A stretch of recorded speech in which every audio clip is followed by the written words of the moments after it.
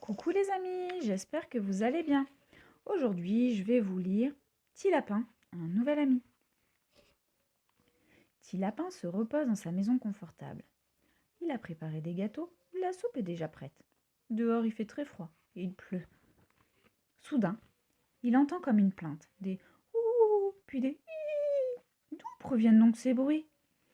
Petit Lapin file son imperméable et sort jeter un coup d'œil dehors. Et oh, qu'aperçoit-il? Deux petites pattes sous une feuille. C'est un minuscule lapin. Que fais-tu tout seul dans la forêt? S'inquiète Petit Lapin. Allons à la maison, je te donnerai un bon bol de soupe. Il a dû se perdre, pense Petit Lapin. Je m'appelle Billy, murmure le petit lapin blanc d'une petite voix.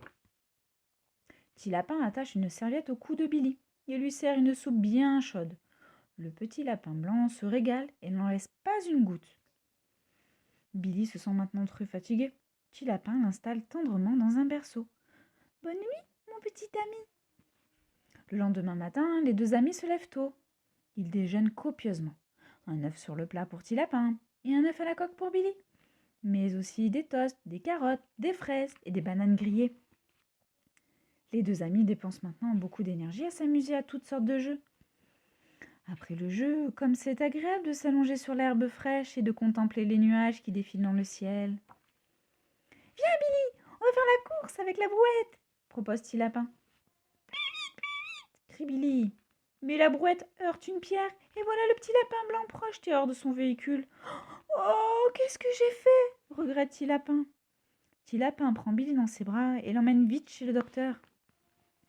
Heureusement, ce sont que des égratignures, dit le médecin. Un pansement et tu oublieras ta chute. Nos deux amis, rassurés, retournent joyeusement à leur occupation.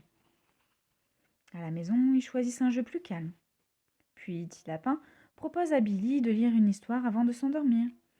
Mais ils se sont tellement dépensés dans la journée que le livre leur tombe des mains. Petit Lapin se réveille en sursaut. Son nouvel ami a disparu.